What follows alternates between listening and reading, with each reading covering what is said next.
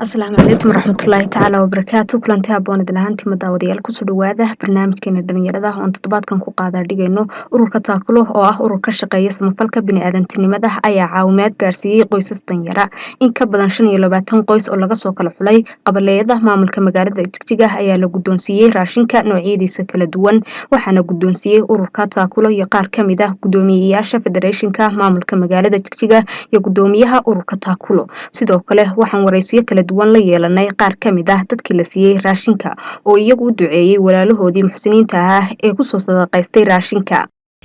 ugu horeyn ilaahay kariimka maad iskale oo inoo suurtageliyay maanta inaan xaggan raashin deeq raashin ku bixino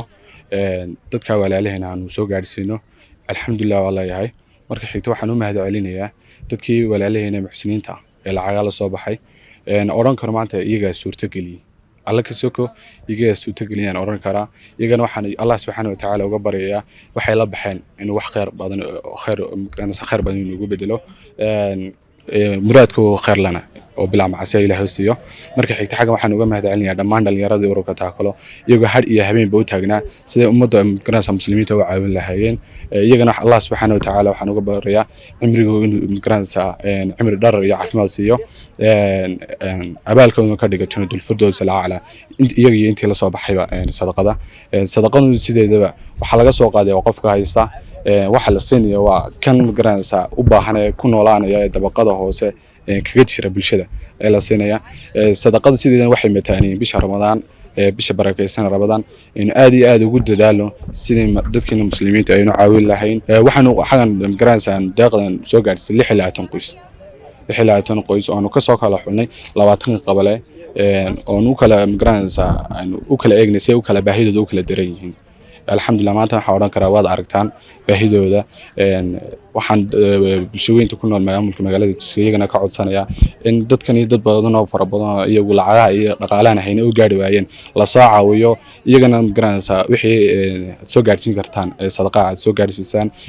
iyagana waxaan uga baahanahay dadweynaha muslimiinta inay garab istaagaan ee nagu taageeraan hawshan wadno dadku walaalahoodna ay soo gaarsiin wixii sadaqa waxa ugu wanaagsan la baxo bisha barakeysan Ramadaan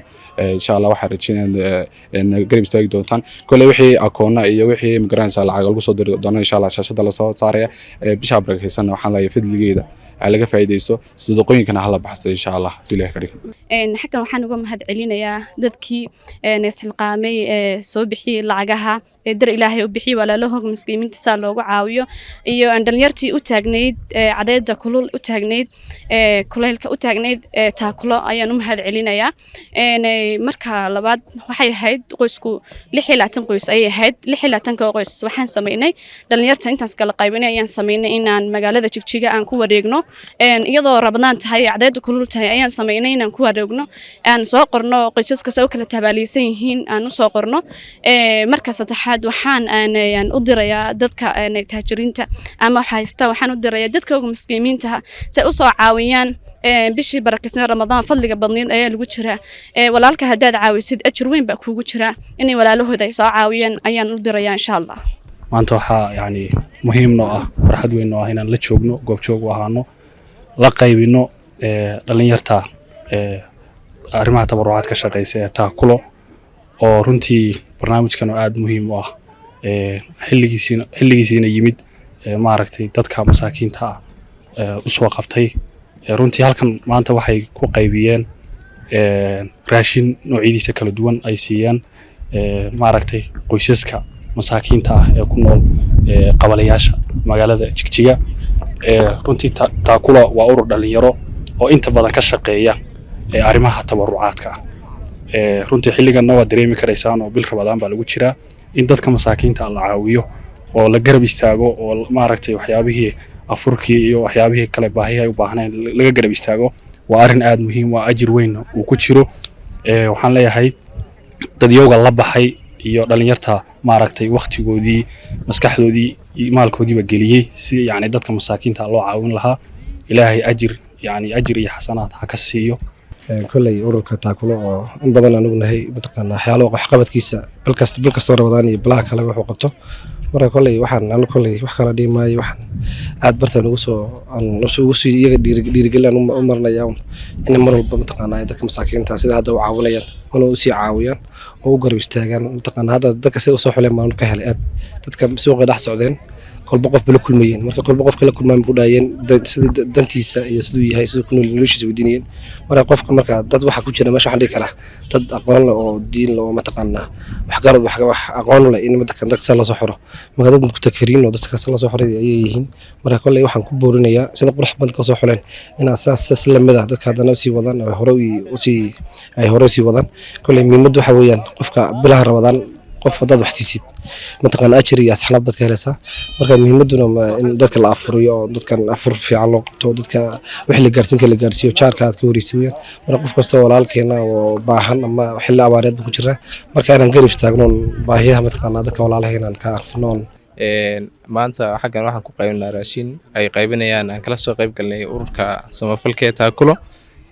aad iyo aad baan ugu boorinaynaa inay dadka danyarta yani garab istaagaan oo wax siiyaan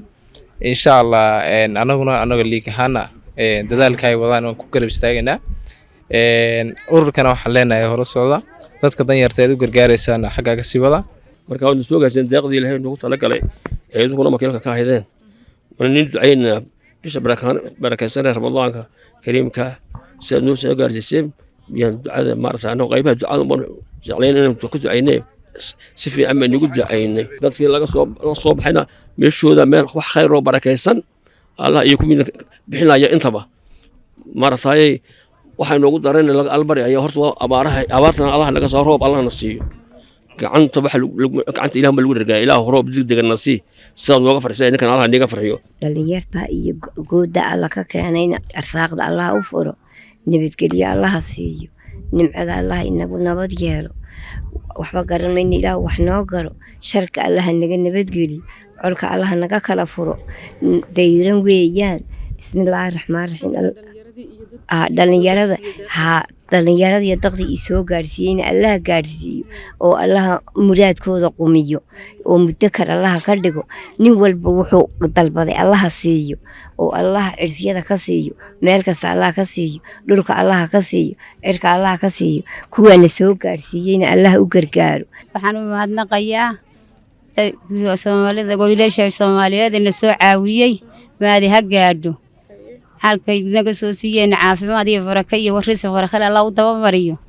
ana walaalay waxaan ku iska dhibaataysan ruux xanuunsana caruur yar agoonana haysta yaa walaalahaygaas si dawracaadka sida inay soo caawiyaan baan doonayaa Allahana waxaan ku leeyahay awoodda isaga iska leh Allah iyagana xaqooga Allah garab galo daawadayaal intaas waxayna uga barnaamijkeena dhalinyarada waa dhamaanteen isku duuban oo idinkaga tagina assalaamu calaykum waraxmatullaahi tacaala wa barakaatuh.